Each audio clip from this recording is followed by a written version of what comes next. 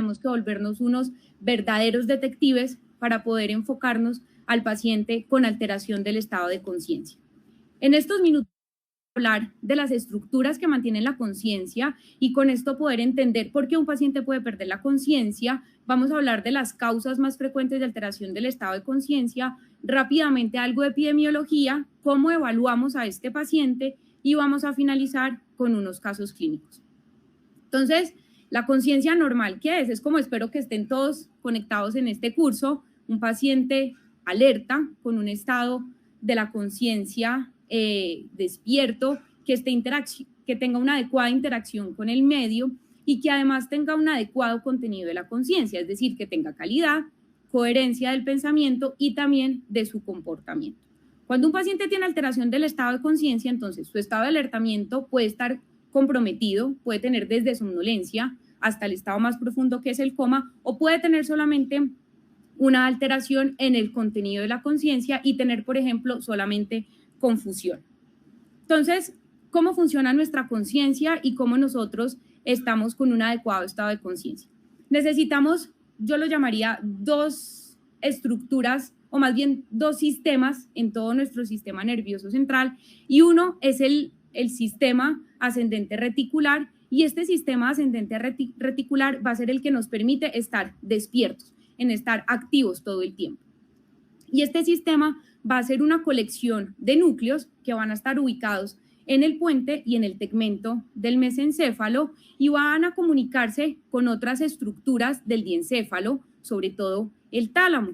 Y luego de que llega hacia el tálamo, vamos a tener otra comunicación hacia los hemisferios cerebrales para poder tener un adecuado contenido del estado de la conciencia. Mire que son redes, no hay una sola estructura, son muchas estructuras y hay unos neurotransmisores que participan en el nivel de alertamiento, como lo son la serotonina, la noradrenalina y la histamina. Entonces, teniendo claro este concepto, si un paciente tiene una lesión en el tegmento del mesencéfalo o en el puente o en el tálamo, pues su sistema ascendente reticular va a estar afectado y por ende va a tener una alteración en su estado de conciencia. Pero si un paciente resulta que tiene una alteración parietal grande, pues su contenido de la conciencia va a verse afectado. No solamente lesiones estructurales en estos puntos específicos van a ocasionar una alteración de la conciencia, también una lesión distante, por ejemplo, a nivel frontal, que genere un aumento de la presión intracraneal, que comprima los ventrículos, que genere hidrocefalia, pues va a terminar afectando todas estas estructuras y por ende el paciente va a manifestarse con algún síndrome de alteración del estado de conciencia. A grandes rasgos, nosotros podemos dividirlo en lesiones estructurales del sistema nervioso central que comprometan directamente el puente, el diencéfalo o a nivel cortical bilateral, o que se altere o que se interrumpan estas conexiones previamente mencionadas. Para mencionarles algunos ejemplos, una lesión ocupante de espacio por una metástasis, por ejemplo, de un cáncer pulmonar o por un tumor primario del sistema nervioso central, etiologías vasculares, infecciones del sistema nervioso central o un estado epiléptico no convulsivo pueden alterar toda esta red neuronal. Una disfunción neuronal difusa, por ejemplo, por alteraciones metabólicas como la glicemia, alteraciones electrolíticas, una hiperamonemia, una falla renal, una falla hepática, alteraciones en la tiroides, pueden hacer que todas esas redes que les mostré no funcionen de una forma adecuada y por ende el paciente tenga alteración del estado de conciencia. Y el otro grupo grande son los tóxicos, entonces agentes hipnóticos, opioides, intoxicación por monóxido de carbono, el uso de antiepilépticos, por ejemplo, el valproico, cuando los pacientes consumen mayores dosis pueden hacer una hiperamonemia y por ende una disfunción neuronal difusa y una alteración del estado de conciencia, un síndrome neuroléptico maligno, un síndrome serotoninérgico. Y ustedes, si se ponen a mirar todas estas causas, ¿qué tienen en común? Que la gran mayoría son reversibles. Entonces, por eso es súper importante tratar de identificar la causa para poder manejarla de una forma enfocada al paciente.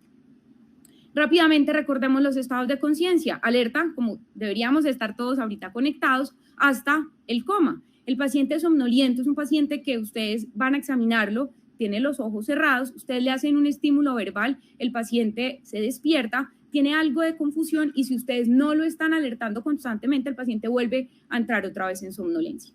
El paciente que está estuporoso va a tener también los ojos cerrados, va a necesitar un estímulo mucho más vigoroso para despertarse, y la comunicación o la interacción que tiene con el examinador va a ser supremamente pobre, puede incluso ni siquiera emitir nada de lenguaje, solamente sonidos. Y el paciente en coma, hay una definición que a mí me gusta mucho, que me parece muy bonita, y es: un paciente en coma es un paciente que tiene los ojos cerrados y usted ya ha descartado todas las causas de ptosis, y además ese paciente no responde ni al llamado verbal ni a ningún tipo de estímulo y no tiene nada de conexión con el medio. Un paciente con alteración del estado de conciencia, por ejemplo, por una lesión vascular, puede iniciar con somnolencia, pero si se deteriora, puede pasar de una vez en coma, y un paciente en coma puede pasar a estupor, puede pasar a somnolencia, o en los estadios más crónicos, un estado de mínima conciencia o un síndrome de alertamiento sin respuesta, que es el mismo estado vegetativo, que es mejor que lo llamemos de esta manera. Pero no me voy a enfocar en estos últimos dos alteraciones del estado de conciencia porque son unos estadios un poco más crónicos. ¿Y ustedes por qué tienen que saber cómo enfocar a un paciente con alteración del estado de conciencia? De 100 pacientes que les lleguen a ustedes a urgencias, del 3 al 5% va a tener alguna alteración del estado de conciencia. ¿Qué es lo más frecuente? Que sean trastornos metabólicos, pero también pueden existir lesiones supratentoriales, lesiones subtentoriales, y miren esto, el último porcentaje, 2%, trastornos psiquiátricos. Y vamos a tratar de darles algunos tips para que ustedes sepan identificar cuándo una alteración del estado de conciencia es por algún trastorno psiquiátrico. Entonces, mi primer consejo es: no se alarmen. Cuando llegue un paciente con alteración del estado de conciencia, ustedes deben tener como unos pasos claros para poder enfocar a este paciente. Mi consejo es hacerlo de esta manera: estabilizarlo, hacer una historia clínica y luego nos vamos a examinar. Lo más importante, vuelvo y les repito, y lo primero que ustedes van a hacer es estabilizar a ese paciente con alteración del estado de conciencia. Van a evaluar su vía aérea, van a evaluar la oxigenación, la ventilación, la circulación. Si ese paciente tiene alteraciones en la temperatura, vamos a corregirlas, y es muy fácil hacer una prueba de glicemia apenas ingresa al paciente con un glucómetro. Si tiene hipoglicemia, pues la podemos corregir de una forma inmediata. Entonces, lo primero es estabilizar a ese paciente. Luego vamos a hacer una historia clínica y aquí empezamos a hacer como un poco de detectives. ¿Qué vamos a averiguar en la historia clínica? Aquí nos toca pedirle el favor a los testigos o a los familiares o a las personas que estuvieron con el paciente, porque en este caso el paciente no nos va a dar una suficiente información. ¿Y qué le vamos a preguntar a esos testigos? Oiga, ¿hace cuánto este paciente perdió el conocimiento? ¿Fue hace 2 días? ¿Fue hace 3 días? ¿Fue súbito? ¿Lleva 1 mes, 2 meses? Porque eso nos va a dar algunas pistas de qué le puede estar pasando al paciente. Y siempre hacer énfasis en los antecedentes personales, farmacológicos o tóxicos, porque ahí puede estar la respuesta. Entonces, en la historia, en la evolución de los síntomas, si ese paciente presentó una alteración del estado de conciencia que fue súbita, de minutos a horas o de segundos a horas, ese paciente puede tener alguna etiología vascular, ya sea isquémica o sea hemorrágica, puede tener una crisis, una migraña basilar en la cual el paciente, además de la cefalea, tiene un síndrome confusional y puede tener algo de somnolencia o estupor. Evaluar si lo que le pasó al paciente fue que tuvo un trauma. La intoxicación se las dejo acá interrogada, porque la intoxicación puede ser hiperaguda o un poco más aguda. Y estos pacientes que tienen una alteración cardíaca pueden tener también una alteración en la perfusión cerebral que se presente de una manera hiperaguda. Aquí, para ejemplificarles lo que les estoy diciendo, esto es un paciente de 50 años que llega a urgencias en coma. Su esposa les dice: doctor, estábamos almorzando y este paciente hace una cefalea súbita, dice que es el peor dolor de cabeza de su vida y de forma inmediata cae al piso y no vuelve a responder. En este caso le toman una tomografía de cráneo, estamos viendo un corte axial y estamos viendo unas hiperdensidades en las cisuras que corresponde a una hemorragia subaracnoidea. Fue súbito, tiene una causa vascular. Acá tenemos otro caso de un paciente que también llega en coma al servicio de urgencias. Estamos viendo nuevamente 2 imágenes de tomografía. En esta primera estamos viendo el mesencéfalo y estamos viendo los lóbulos occipitales con una hipodensidad, y en la siguiente imagen del mismo paciente vemos que ambos tálamos están con unas hipodensidades. Esto puede sugerir, por ejemplo, un infarto o un ACV isquémico por daño en la arteria basilar. Alteración del estado de conciencia súbito, hacemos una tomografía y tiene una etiología vascular, pero esta vez isquémica. Causas de alteración del estado de conciencia más agudas, estos son horas, incluso días. Entonces aquí debemos pensar en infecciones del sistema nervioso central o infecciones sistémicas, enfermedades inmunomediadas como enfermedades desmielinizantes lesiones ocupantes de espacio, abscesos, tumores primarios o secundarios del sistema nervioso central, y las alteraciones metabólicas y tóxicas generalmente se presentan de manera aguda. Aquí tenemos otro ejemplo, una mujer de 40 años que llega a su institución porque hace 3 días ha tenido cambios en la personalidad y su esposo la ve con comportamientos diferentes que antes no tenía. Y luego de estos cambios en la personalidad hace estupor y finalmente termina en un coma. Es una evolución, miren que un poco más aguda. Hacemos una resonancia y en esta resonancia, en esta secuencia de T2, estamos viendo unas lesiones hiperintensas cortico-subcorticales redondas que probablemente hacen parte de una enfermedad desmielinizante, de una encefalomielitis aguda diseminada, una etiología de evolución aguda. Luego de que nosotros evaluamos cuáles pudieron haber sido, digamos, la evolución del paciente, nos vamos a ir a examinarlo y vamos a hacerle un examen general y neurológico juicioso. Y yo les propongo tener en mente siempre estos 6 pasos. Signos vitales, determinar nivel de conciencia, ojos, y lo pongo en mayúscula, signos lateralizadores o focales, reflejos de tallo y la respuesta motora. Entonces, en los signos vitales, desde los signos vitales nosotros ya podemos estar sacando información. Vamos a ver cómo está la frecuencia cardíaca, si hay bradicardia, será que tiene un síndrome de hipertensión intracraneal, si hay taquicardia, pensar en alguna infección sistémica o del sistema nervioso central, o de pronto pensar que ese paciente pudo haber consumido algún tóxico. Si el paciente tiene hipotensión, nos debe hacer pensar que puede haber una sepsis. Si tiene hipertensión arterial, pensar en un síndrome de encefalopatía posterior reversible o en una hipertensión intracraneal, y más si además se acompaña de bradicardia. Si ese paciente tiene bradipnea, recuerden que los núcleos respiratorios van a estar ubicados entre el puente y el bulbo, por ende, ¿será que ese paciente tiene una lesión estructural en el tallo o también consumo de opioides? Y la taquipnea generalmente nos debe hacer sospechar alguna alteración metabólica. Siguiendo con los signos vitales, la fiebre pues nos hará sospechar la fiebre sepsis o un síndrome serotoninérgico o un neuroléptico maligno, la hipotermia, el uso de alcohol o barbitúricos, y evaluar si ese paciente tiene disnea o si tiene cianosis, pensando que de pronto su alteración del estado de conciencia sea más bien por una hipoperfusión secundaria a una alteración o pulmonar o cardíaca. Vamos a mirar la piel del paciente y vamos a buscar si tiene petequias, pensando por ejemplo en una infección por meningitis, por neisseria. Vamos a buscar si tiene signos de trauma y vamos a abrirle la boca al paciente y vamos a ver si tiene mordedura lateral de la lengua. ¿Y esto por qué? Porque si el paciente hizo una crisis, este puede ser el estigma que tenga y tal vez nosotros lo estamos viendo ya en un estado epiléptico no convulsivo, y eso es algo que se puede manejar. Vamos a mirar si la piel está seca, porque nos puede indicar si hay o no intoxicación, por ejemplo, por anticolinérgicos o barbitúricos. Y vamos a buscar punciones en piel, porque si el paciente tiene punciones en piel, pues podemos estar pensando que pudo haber consumido algún medicamento, por ejemplo, heroína, o si es consumidor de drogas, puede tener más riesgo de tener infección por VIH. Entonces, ¿será que tiene una neuroinfección o será que tiene una endocarditis? Entonces, miren cómo cuando vemos al paciente podemos ir pensando qué es lo que le pasa a mi paciente, por qué tiene alteración del estado de conciencia. Ya hicimos signos vitales, hicimos un examen general rápido, nos vamos a determinar el nivel de conciencia del paciente. Acá, ¿cómo lo vamos a determinar? Vamos a realizar un llamado verbal, un llamado táctil y vamos a observar y describir la respuesta.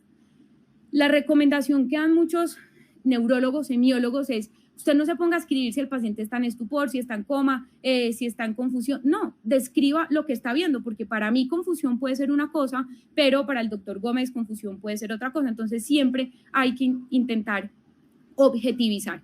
¿Cómo podemos objetivizar? Uno, describiendo lo que estamos viendo o utilizando escalas. ¿Y qué escalas podemos utilizar? La escala de Glasgow, que el doctor Mejía nos habló un poquito acerca de ella en la charla anterior, y la escala de Ford. Estas 2 escalas lo que buscan es evaluar la respuesta motora, la respuesta a los ojos y la respuesta verbal. El Ford es una escala un poco más detallada porque además de estos 3 elementos nos habla de reflejos de tallo y también nos habla del patrón respiratorio. Entonces, mi consejo es: utilicemos alguna escala que permita objetivizar la alteración del estado de conciencia, porque nos va a permitir seguirlo en el tiempo. No es lo mismo que yo llegue a ver hoy un paciente que tiene un Glasgow de 13 y que luego se deteriore a 10 y a 8, ese paciente a algo le está pasando. Estas son las escalas, no me voy a detener en ellas. Luego vamos a mirar los ojos del paciente. y esto tal vez es algo súper importante. Si el paciente tiene los ojos cerrados, vamos a abrirlos. Si el paciente tiene resistencia a la apertura ocular, quiere decir que ese paciente tiene preservación de la conciencia, y estos son algunos tips para identificar algunos pacientes que pueden tener alteración del estado de conciencia de causa psiquiátrica. ¿Qué vamos a ver en los ojos? La posición, los movimientos oculares espontáneos, y vamos a ver algunos ejemplos a continuación. Este es un paciente que ustedes están viendo en la tomografía de cráneo, una hipodensidad en todo el territorio de la arteria cerebral media, y ven que ese paciente tiene una desviación conjugada de la mirada hacia el lado del ACV. Los pacientes que tienen lesiones ocupantes de espacio, lesiones vasculares, generalmente van a hacer una desviación forzada de la mirada hacia la lesión. Se dice que el paciente mira su infarto o mira la lesión. Pero puede pasar lo contrario, que ese paciente tiene una lesión, como ustedes están viendo acá, en el hemisferio del lado izquierdo, y tiene una desviación conjugada de la mirada contralateral. Algunos pacientes pueden tener esto, pero siempre que veamos una desviación forzada de la mirada contralateral a la lesión, debemos descartar que ese paciente no esté haciendo un estado epiléptico no convulsivo. Entonces, ojo con la posición de los ojos. Este paciente tiene una desviación en el plano vertical, tiene un desalineamiento ocular, y cuando ocurre esto hay una lesión en los núcleos vestibulares, entonces probablemente este paciente tiene una lesión estructural. Aquí voy a mostrar, acá están viendo un video de un paciente que se le abren los ojos y se ven unos movimientos rápidos oculares hacia la derecha y hacia la izquierda. Está conectado un electroencefalograma y se ve una actividad rápida occipital del lado izquierdo, lo cual muestra que ese paciente tiene que esta manifestación de los ojos, este nistagmus, corresponde a una crisis. Entonces, este paciente que está en coma hace estos movimientos oculares anormales, que es un nistagmus. Esto es un signo sutil de crisis y ya sabemos cuál es la causa del paciente por la cual está en coma. Voy a saltarme esto. Vamos a hablar acerca de los reflejos de tallo. Vamos a evaluar respuesta pupilar, reflejo corneal, los movimientos oculocefalógiros, el reflejo nauseoso y el reflejo de tos. Y cuando nosotros evaluamos estos reflejos de tallo, estamos evaluando toda la integridad del tallo, desde el mesencéfalo hasta el bulbo raquídeo. Vamos a mirar las pupilas. Si ese paciente tiene unas pupilas que están midriáticas de forma bilateral, podemos pensar en intoxicación, por ejemplo, por atropina o por anticolinérgicos. Y si esas pupilas, además de estar midriáticas, no están respondiendo al estímulo luminoso, o sea, no reactivas, pensar de pronto en lesiones compresivas o lesiones en el mesencéfalo que estén ocasionando esta lesión. La miosis extrema, como están viendo en la imagen de abajo, pensar en intoxicación por opiáceos. Ahora, las pupilas pequeñas, también como las están viendo acá, estas pupilas que se llaman las pupilas de pinpoint, se generan cuando hay lesiones hemorrágicas en el puente. Y si ese paciente solamente tiene una pupila midriática y no está reactiva, ¿será que ese paciente está haciendo una herniación uncal que le esté comprimiendo el tercer par craneal y por eso tenga coma? Entonces, miren que las pupilas nos van a empezar a dar mucha información de dónde pueda estar la lesión del paciente. Vamos a mirar reflejo corneal. Para evaluar la integridad del tallo, se le pone con una gasa o con un copito en la cara nasal de la córnea al paciente y la respuesta estable es que el paciente cierra el ojo. Si el paciente no cierra el ojo, ojo, porque la comunicación del puente está afectada y de pronto ese paciente tiene una lesión estructural.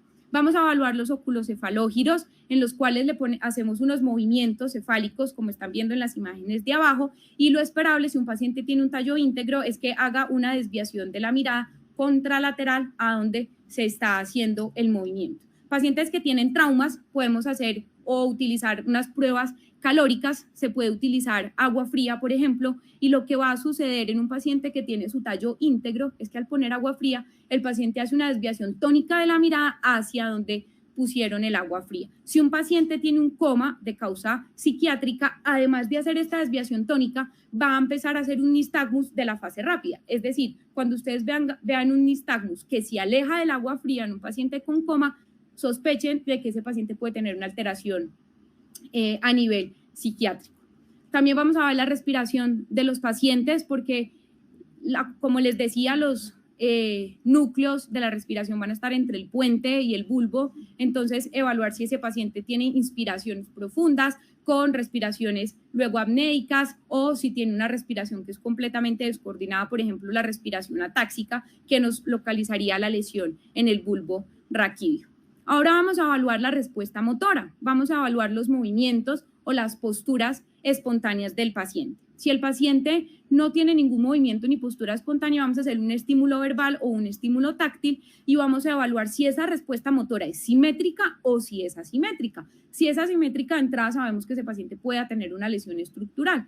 Y también vamos a evaluar si ese paciente tiene posturas anormales, como por ejemplo mioclonías o clonías. Al hacer el estímulo nociceptivo, podemos encontrarnos con un paciente que tenga una postura de decorticación y una postura de descerebración. En la foto de arriba están viendo un paciente con una flexión de la muñeca y del codo y una hiperextensión de las extremidades inferiores. Eso corresponde a una postura de decorticación y generalmente nos ubica la lesión arriba de los núcleos rojos. Y una postura de descerebración donde el paciente tiene una hiperextensión de las extremidades superiores y nos ubica la lesión por debajo de los núcleos rojos.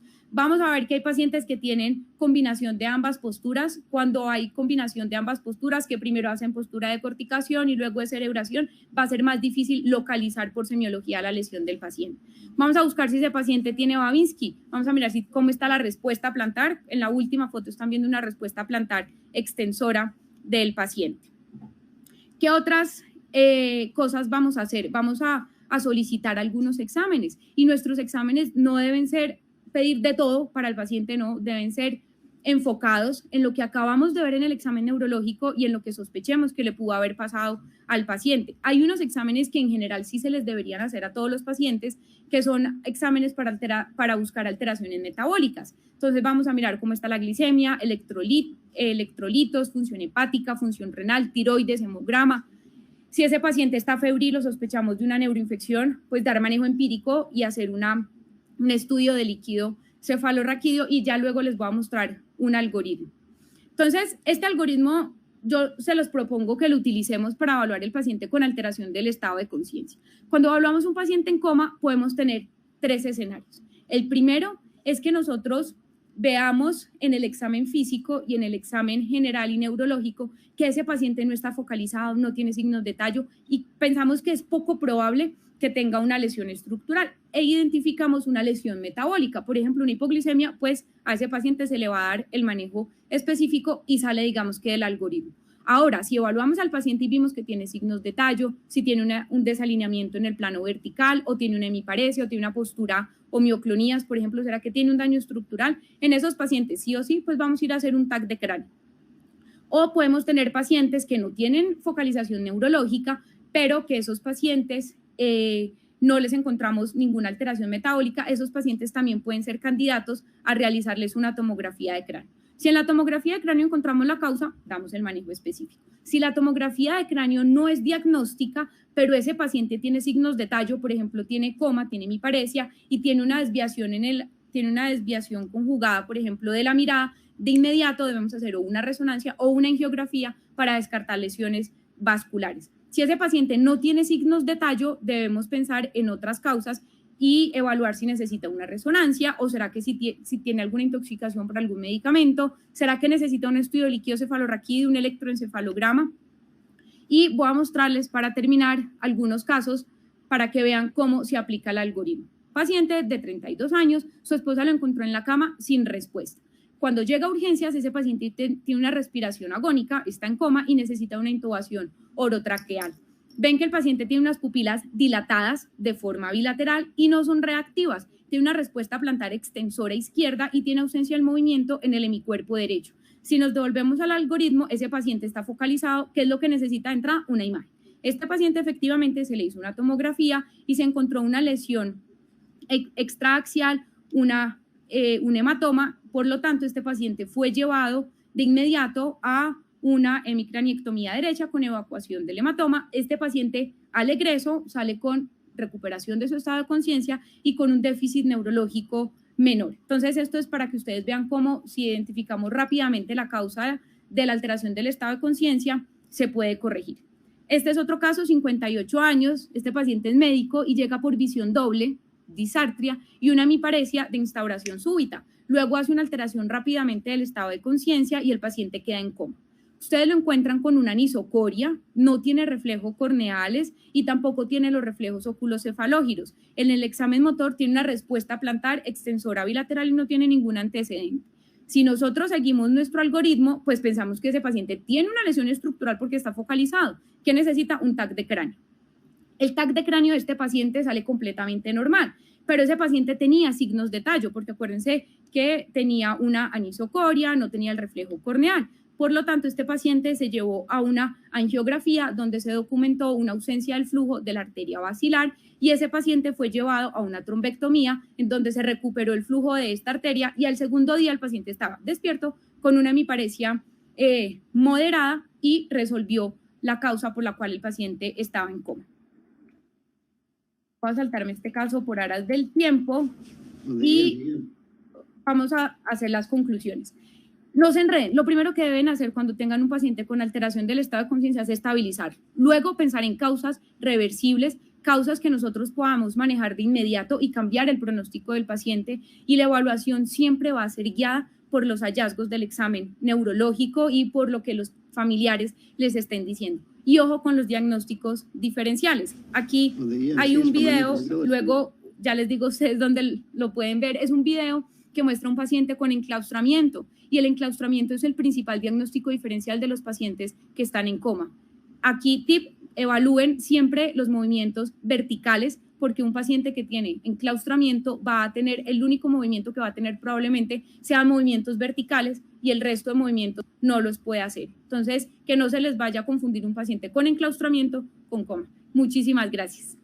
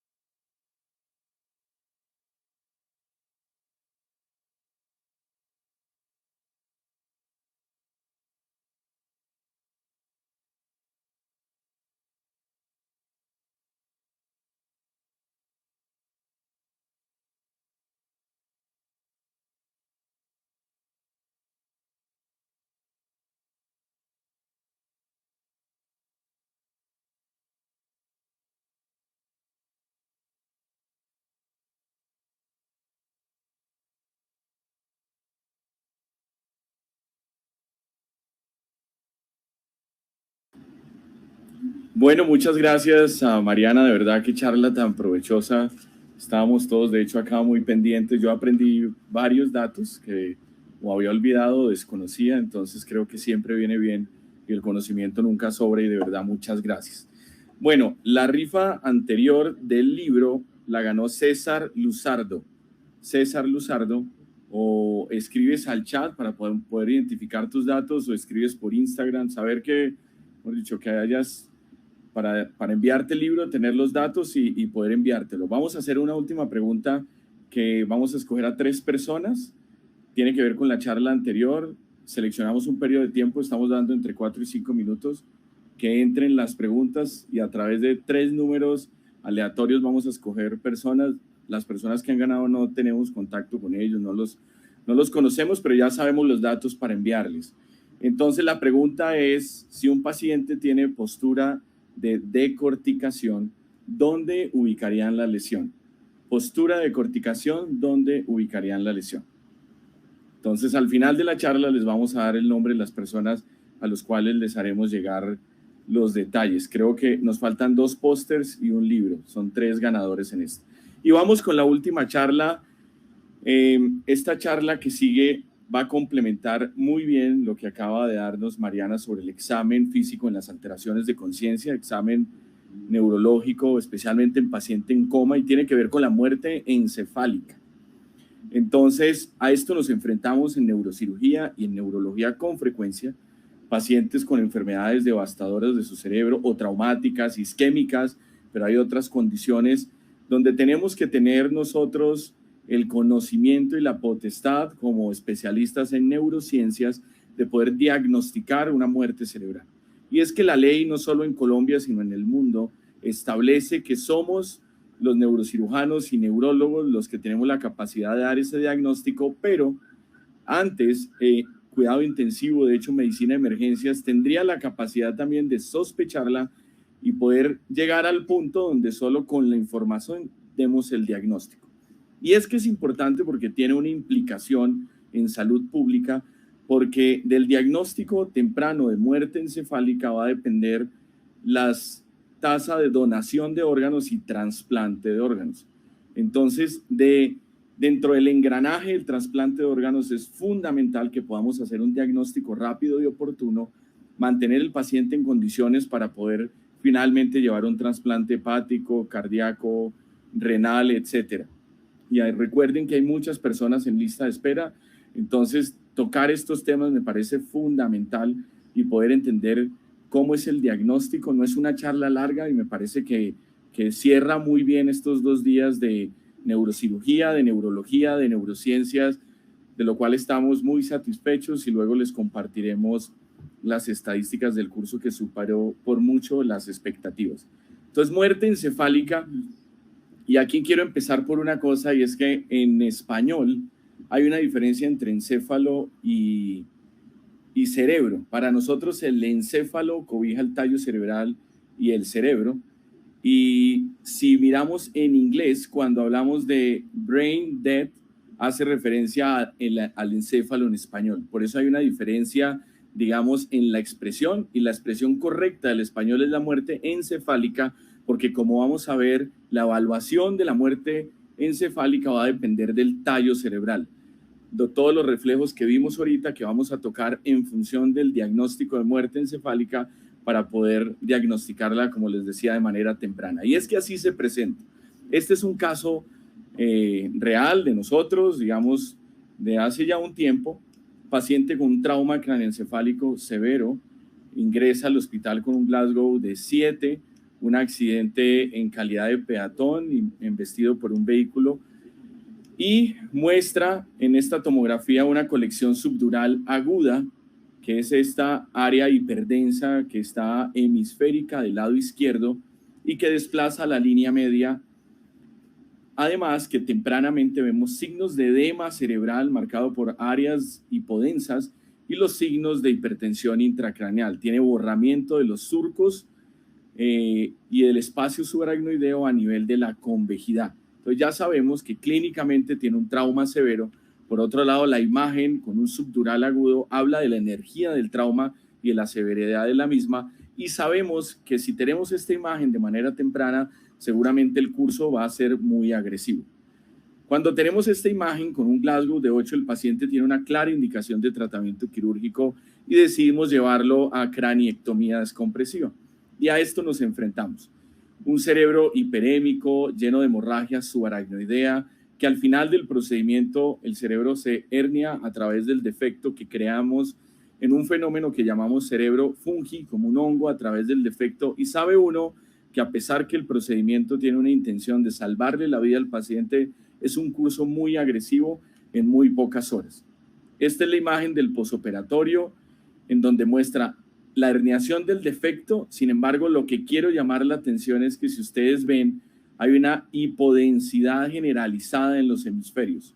Este cerebro evidentemente ya tiene un fenómeno isquémico muy severo. Este es un estudio con medio de contraste y las arterias del polígono de Willis ya no se alcanzan a ver claramente. Hay algo de fuga del medio de contraste a través de una contusión en este punto. Sin embargo, lo que más llama la atención es una hipodensidad generalizada, una clara hipertensión intracraneal, y eso se correlaciona con la clínica del paciente, que tenía ya alteración en los reflejos del tallo cerebral, que a pesar de los procedimientos quirúrgicos llevaron pues eventualmente al diagnóstico de muerte encefálica. Segunda situación, esta es una paciente con un cuadro de una isquemia hemisférica, un déficit neurológico súbito, que consulta aproximadamente 8 horas del inicio de los síntomas, ingresa con un compromiso neurológico muy severo, dado por el extenso evento isquémico en el territorio de la arteria cerebral media del lado izquierdo, que ven en esta zona ya hipodensa, lo que habla con un infarto instaurado a este nivel, que al cabo de 24 horas se toma esta tomografía y vemos cómo el infarto se extendió a todo el hemisferio. De hecho, lo único que se respeta es la arteria cerebral posterior y el lóbulo occipital. Sin embargo, ya tiene un importante efecto de masa, desplazamiento de la línea media y, si se dan cuenta, todo el infarto instaurado. En esta imagen de cualquiera de los dos pacientes anteriores se lleva al angiotag y, si se dan cuenta, en el angiotag hay ausencia completa de la circulación intracerebral, solo preservación ligera de la circulación extracraneal, y eso habla y es una de las imágenes que pueden ser el soporte para el diagnóstico de la muerte encefálica. Sin embargo, de entrada les quiero dejar un mensaje, y es que el diagnóstico de la muerte encefálica es clínico. Realmente nosotros no necesitaríamos ninguna ayuda imagenológica para poder diagnosticarla. Y es que el pensar en hacerle una imagen puede retrasar el diagnóstico y que perdamos la opción de que este paciente pueda ser un potencial donador de muchos órganos que va a ayudar a muchas personas. Sin embargo, dentro del diagnóstico vamos a revisar algunas de las imágenes más frecuentes. Esta imagen de la derecha muestra cómo en una angiografía convencional entra el medio de contraste hasta la carótida en el punto de unión intracraneal y supraclinoidea o en la porción cavernosa, con ausencia completa de la circulación intracraneal. La razón de que no entre sangre al cráneo depende del aumento de la presión. Como la presión es tan alta dentro del cráneo por todos estos fenómenos de edema y de hipertensión intracraneal, pues la sangre es incapaz de vencer ese gradiente y por ende este estudio nos muestra eso. Es otra de las razones por las cuales uno coloquialmente o en su día a día, cuando va a diagnosticar esa enfermedad, toca la frente del paciente y si el paciente está muerte encefálica la percibe o la suele percibir fría, y la razón es que la sangre no está llegando al cráneo y esa es la razón, digamos, fisiológica de la situación. Entonces, quiero empezar por la definición, porque es importante que cuando un paciente uno dice tiene muerte encefálica, tiene que saber que es un fenómeno irreversible. Es un fenómeno que una vez uno dice eso, basado en lo que les voy a contar, no va a cambiar esa situación. Desde el momento de que la Asociación Americana de Neurología habló de los criterios, no ha habido un solo caso reportado que cumpliendo los criterios recupere las funciones neurológicas.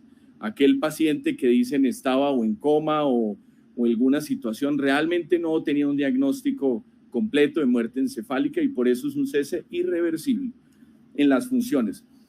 Esto ocasiona muchas veces dificultades con la familia, con el cuerpo médico que rodea al paciente y la razón es que en ese punto ya no hay absolutamente nada que preservar y tenemos que empezar a cuidar, si es un potencial donador, el resto de los órganos para proseguir con todo el proceso de donación si es posible.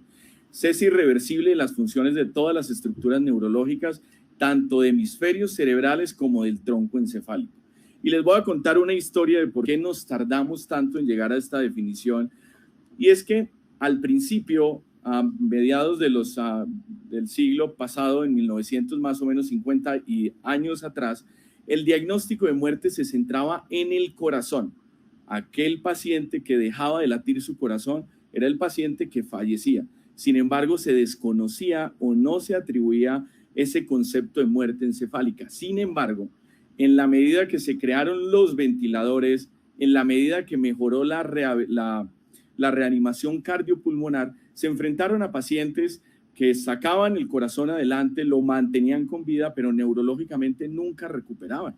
Este paciente estaba vivo o realmente era una condición irreversible y empezaron a encontrar este gap o este espacio gris en el diagnóstico y empezaron a hablar de, oiga, el paciente que está muerto, digamos, en el sentido de que no tiene funciones neurológicas, pero su corazón late y lo están manteniendo con vida, y empezaron a acuñar un sinónimo de muerte, si la muerte fue reversible o esa irreversibilidad no se logra, si realmente el corazón es el en donde tenemos que centrar nuestros esfuerzos. Entonces, eso llevaba a muchos problemas éticos con la familia, con el paciente, con el entorno, y en 1968 en Harvard se crea un comité para el diagnóstico de este tipo de situaciones donde había que frenar los esfuerzos y dejar que el paciente falleciera restringiendo todas estas medidas. Y este comité se componía de un cura, se componía de un abogado, dependiendo de la religión del paciente, el acompañante religioso también, de varios miembros de la familia, del médico tratante, y entre todos discutían estos escenarios, pero se empezó a crear la definición de muerte encefálica. Y ahí es lo interesante, porque al principio necesitábamos muchas personas y hoy en día hemos venido refinando todo esto para llegar a hacer un diagnóstico que en mi concepto es fácil en lo técnico, porque hay que evaluar pocas cosas, pero que legalmente definitivamente tiene una implicación. Entonces es 1964 cuando cambiamos el paradigma de un paradigma centrado en el corazón en relación a la muerte a un paradigma centrado en el cerebro. Entonces se propuso en Harvard 3 criterios: pupilas dilatadas y fijas, sin movimientos espontáneos, apnea y un ritmo cardíaco isoeléctrico, hablando que de alguna manera el corazón mantenía su función dentro de lo que llamábamos normalidad. Y esos fueron los esbozos iniciales de lo que hoy conocemos como muerte encefálica. Y me voy a 1967 porque el primer trasplante cardíaco marcó un hito en el diagnóstico de la muerte encefálica. No se iban a hacer trasplantes si no diagnosticábamos muerte encefálica. Y fue en Sudáfrica Christian Barnard el primero que hizo el trasplante cardíaco, pero miren la historia que está detrás de esto. Raymond Hoffenberg era el médico encargado del piso la noche previa al trasplante cardíaco. Es médico endocrinólogo y fue el encargado en un paciente joven con hemorragia subaracnoidea decir que el paciente estaba en muerte encefálica. Fue un domingo, el lunes era fiesta o era festivo en su momento, y él fue el encargado de decirle a Cristian: hágale, este paciente está en muerte encefálica. Se llevó a cabo el trasplante, el paciente fallece más adelante, pero fue un trasplante exitoso. ¿Pero qué le pasó a Raymond Hoffman? Al siguiente día, cuando se enteraron que él dijo que el paciente estaba en muerte encefálica, fue despedido de inmediato. Se consideró como una supresión de un acto comunista en su momento y se suspendió no solo sus actividades hospitalarias, sino de educación. De hecho, era un líder y impartía educación en la universidad en Cape Town y fue expulsado completamente. Murió en el 2004, le hicieron un libro y de hecho hay una película que no tuvo mucho éxito. Sin embargo, si se dan cuenta, esta persona fue un héroe en su momento y tuvo que pagar las consecuencias siendo expulsado de su trabajo. Entonces, luego de esto, ya nos vamos un poquito a la teoría y es como para determinar el cese de las funciones neurológicas, el médico tiene que tener la capacidad de, uno, determinar que el paciente está en coma sin respuesta. Con la charla anterior lo vimos claramente. Determinar la ausencia de reflejos de tallo, y en este punto es donde radica que el diagnóstico es clínico, y determinar la ausencia de función respiratoria mediante un test de apnea. Entonces, determinar si el paciente está en coma: ausencia de apertura palpebral o movimientos oculares con estímulos nociceptivos, ausencia de respuesta motora al estímulo nociceptivo. Y aquí hacemos una parte, y es que la respuesta motora de origen espinal debe ser determinada por un experto. La razón es que puede haber una confusión en torno a pacientes que pueden estar en muerte encefálica, pero que conservan algunos movimientos producto de reflejos espinales. Hace uno un estímulo doloroso y el paciente da la sensación que tiene una respuesta motora, pero es un estímulo y una respuesta que no llega al encéfalo. Por ende, a pesar de tener esto, pues el paciente está en muerte encefálica. Está este artículo muy interesante donde evaluaron todas las respuestas que pueden haber en un grupo de 107 pacientes. Hay un reflejo que es muy interesante donde el paciente tiene de hecho la posibilidad de ponerse y sentarse luego del estímulo, que es el reflejo o el fenómeno de Lázaro, y hace referencia a la Biblia puntualmente, donde un estímulo, el paciente se para y hace un estímulo muy exagerado, pero todos reflejos espinales. Pero esto es todo lo que podemos ver: una respuesta de flexión, triple respuesta flexora, mioclonus, fasciculaciones. Entonces, en aquellos pacientes que tienen respuesta espinal, clínicamente test de apnea, pero tiene respuesta motora, sin duda alguna tenemos que evaluar, porque esto puede ser un reflejo espinal. Entonces, Esta es una causa muy frecuente y esta imagen es para explicarles cómo progresa la muerte encefálica o la inminencia de la muerte encefálica y cómo se van perdiendo los reflejos de tallo. Uno lo puede dividir en tres: uno, un fenómeno mesencefálica o una fase mesencefálica, una fase pontina y una fase vulvar. Estos son los tipos de hernia, porque a partir de la hernia es que se empieza a comprimir el tallo cerebral y que deriva en el diagnóstico de muerte encefálica. Entonces tenemos una hernia subfalcina, tenemos una hernia, y aquí es donde más hago énfasis, que es la hernia transtentorial uncal, porque es la que frecuentemente inicia el fenómeno del mesencéfalo. Aquí vemos el uncus, que está en la parte medial del lóbulo temporal, y el tercer par craneal en este punto. Cuando tenemos algo supratentorial que genera un efecto de masa sobre el nervio, el tercer par craneal, en la periferia del nervio del tercer par craneal está el componente parasimpático que controla la iridoconstricción. Eso falla y el paciente dilata pupila. Por eso la dilatación pupilar es tan importante semiológicamente, porque puede ser un fenómeno reversible si hay algo que podamos operar, pero también un fenómeno irreversible en pacientes muy comprometidos. Entonces, en la primera fase, que es en la fase mesencefálica, hay una ausencia de respuesta pupilar por lo que les acabo de mencionar, y usualmente las pupilas las encontramos así: una pupila plena, una pupila que tiene más de 4 a 5 milímetros y reactiva. Ese corresponde a la fase mesencefálica, por ende es la compresión del tercer par craneal. Si seguimos bajando a la fase pontina, nos encontramos los siguientes reflejos. Uno, el reflejo oculovestibular, en donde con un solo movimiento de la cabeza en el plano horizontal, vemos que los ojos mantienen una posición fija y no tienen este reflejo de tratar de volver al lado contralateral. Reflejo que depende de los oculomotores, entre ellos el sexto par, para ir contralateral. También podemos verificarlo con los reflejos y las pruebas que tratamos anterior con agua fría y agua caliente para verificar esto. En la ausencia de reflejo corneal, la aferencia va por el trigémino porque es sensibilidad corneal, y la eferencia va a depender del facial, que es la contracción del párpado. De tal manera que esta ausencia de reflejo de alguna manera nos muestra la actividad del puente y ya iríamos en una fase pontina. Por último, nos enfrentamos a la fase vulvar, donde tenemos ausencia del reflejo faríngeo y traqueal. Estimulamos la faringe posterior y la tráquea. Esto lo podemos hacer o con el tubo endotraqueal o con este dispositivo de succión que tiene el tubo, que nos permite estimular y ver si el paciente o no tiene respuesta. Una vez tenemos la ausencia de reflejos y el paciente ha completado entre 2 y 3 vidas medias de anestésicos, y esta es una pregunta frecuente porque siempre nos encontramos que luego de 24 horas sin sedación, luego de 12 horas, hace referencias a las vidas medias del medicamento y se establece que luego de 2 a 3 vidas medias el paciente ya no tiene ese medicamento sedante para evaluar esto. Y venimos con el test de apnea, que si uno es estricto, el test de apnea puede obviarlo. Normalmente lo hacemos porque esa es una prueba más objetiva, pero insisto que clínicamente pudimos haber hecho el diagnóstico.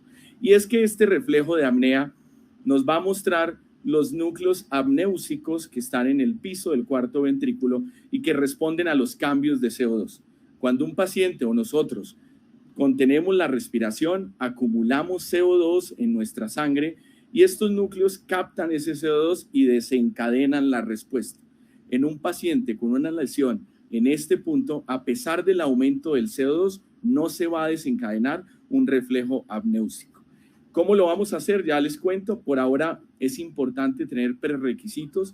O sea, el paciente no tiene que tener un sesgo clínico para no responder a estos cambios en el CO2. Por ende, tiene que tener normotensión, normotermia, euvolemia, normocapnia, ausencia de hipoxia y no evidencia previa de retención de CO2. Pacientes con EPOC es una salvedad porque tenemos sí o sí que comparar el CO2 previo a la prueba y posterior a la prueba, porque pueden tener niveles de CO2 muy altos. ¿Cómo se lleva a cabo el procedimiento? Presión arterial sistólica más de 100, una preoxigenación con oxígeno al 100% por 10 minutos, reducir frecuencia respiratoria a 10 por minuto buscando la eucapnia, reducir la presión positiva a 5 centímetros de agua y una saturación constante mayor a 95%.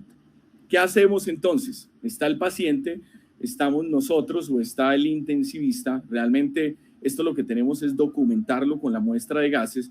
Obtenemos los gases arteriales previos a la prueba o basales y en ese momento y luego que tenemos todas las variables compensadas, vamos a apagar el ventilador.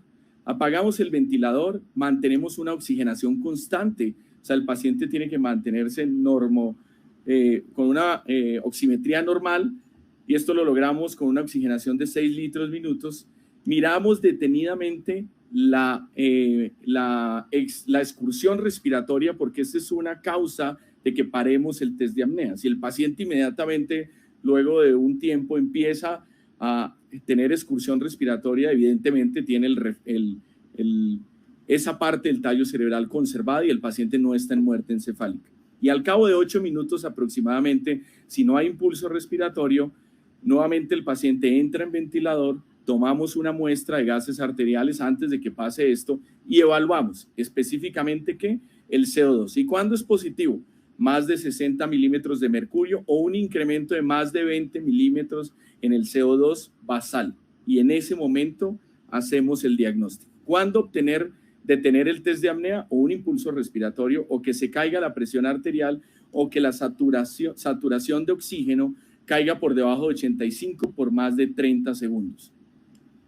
Podemos hacer otros estudios como la angiografía y como lo charlamos al principio. Se puede hacer una angiotomografía y como les menciono, la hipertensión intracraneal y el gradiente evita que la sangre pase a nivel intracraneal y de hecho extracraneal y eso sería también diagnóstico. Podemos tener un registro electroencefalográfico donde hablamos de un silencio y se considera también una prueba confirmatoria y como dato curioso en Francia sí es indispensable para su diagnóstico. También podemos hacer estudios de gammagrafía por perfusión, donde pacientes con muerte cerebral pues no hay paso del radionucleótido del marcador. Esta prueba es un poquito dispendiosa, se hace con fines, digamos, académicos, pero hoy en día carece de mucha utilidad clínica porque tenemos otras opciones. ¿Qué dice la legislatura colombiana? Y es que la muerte cerebral se define por ausencia de respiración, las pupilas, la ausencia de reflejos de tallo y están enumerados todos. Si se dan cuenta, no hablamos de test de apnea. Esta definición es para más de 2 años, donde solo un miembro o solo un miembro del equipo especialista en neurociencias hace el diagnóstico, pero en menores de 2 años tiene que ser corroborado por 2 personas e incluir el test de apnea, porque en menores de 2 años tiene una implicación ética y legal distinta y hicieron esa salvedad. Entonces, es importante determinar la causa del coma. Es importante descartar otras causas metabólicas que puedan tener algún grado de reversión, excluir condiciones médicas que puedan hacer un MIMIC de muerte cerebral y están descritas, sin embargo, no harían el diagnóstico mediante todas estas pruebas. Para llegar a este punto es porque hemos hecho la exclusión de estos diagnósticos y observar durante un tiempo para excluir la posibilidad de recuperación. Sin embargo, la Asociación Americana de Neurología, desde el año 95, cuando estableció los criterios y desde el establecimiento de esto, no se ha reportado ningún caso luego del diagnóstico de retorno de funciones neurológicas. Por ende, a la fecha no es inválido las pruebas que les acabo de mencionar. Entonces, no hay un periodo de observación mínima, como les decía, en torno o a los anestésicos o esperar, eso no está establecido. Por otro lado, algunos movimientos complejos pueden retrasar el diagnóstico, sin duda, pueden tener movimientos no mediados por el cerebro que pueden retrasar el diagnóstico y algunos ventiladores que tienen autociclado pueden falsamente sugerir el inicio de la respiración y esta es una variable que tiene que manejar la terapeuta respiratoria al momento de llevar a cabo la prueba. Se considera segura para el paciente, o sea, si el paciente no está en muerte cerebral, le podemos hacer un daño. Sí se considera segura, dado que la oxigenación se mantiene a través de un proceso que se llama oxigenación apneica por difusión, porque le estamos dando una carga muy alta de oxígeno y es suficiente para mantener la oxigenación en nuestros pacientes. Y no hay otras técnicas de apnea demostradas para el diagnóstico de muerte cerebral. Entonces, con esto ya hemos finalizado nuestro congreso.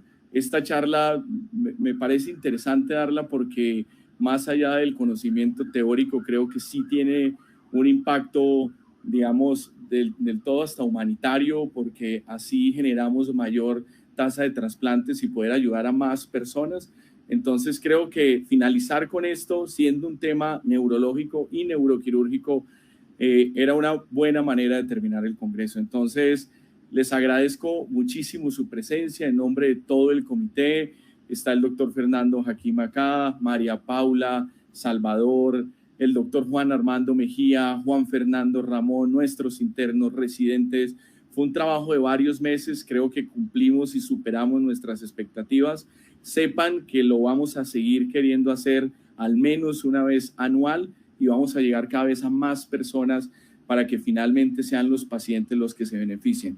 Nos encanta verlos motivados, nos encanta tenerlos conectados. Llegamos a un número increíble de personas conectadas, ya les compartiremos las estadísticas. 15 países en todo el continente y de hecho en España reportaron sintonía con el evento y eso nos llena de orgullo, de responsabilidad y de satisfacción luego de este segundo día de congreso. Por otro lado, les quiero compartir los ganadores y ahorita el doctor Jaquín nos da unas palabras.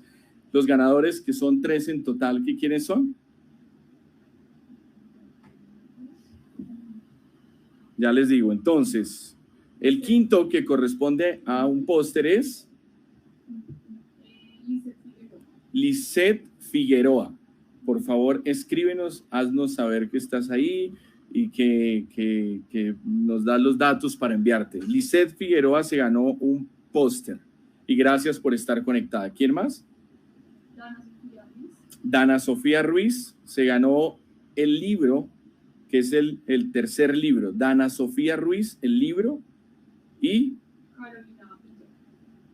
Carolina Villa. Carolina Villa se ganó el último póster. En total 4 póster y 3 libros. Entonces, ¿anotaron qué se ganaron, muchachos? Sí.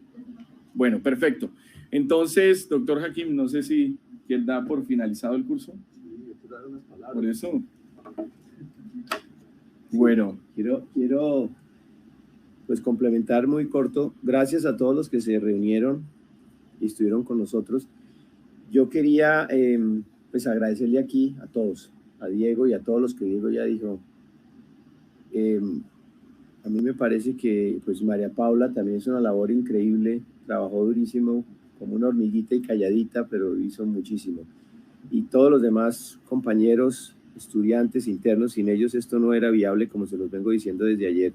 Pero quiero dejarles sugerencias. Si ustedes quieren decirnos, miren, nos hubiera gustado que nos hablaran algo de tumores medulares, intrarraquídeos, para la próxima vez, sugerencias y críticas. No todo lo que uno hace es bueno y uno aprende muchísimo cuando le dicen críticas constructivas. Entonces, ayúdennos con eso para mejorar esto y temas que les gusten. Y vuelvo y les digo, aquí están todos bienvenidos al Departamento de Neurocirugía de la Fundación Santa Fe. Saben cómo comunicarse con nosotros, estamos en Instagram, estamos en el internet, en fin. Entonces, bienvenidos a todas las preguntas que tengan de aquí en adelante, sugerencias y críticas. Y gracias, gracias, gracias. Hasta la próxima, como dicen.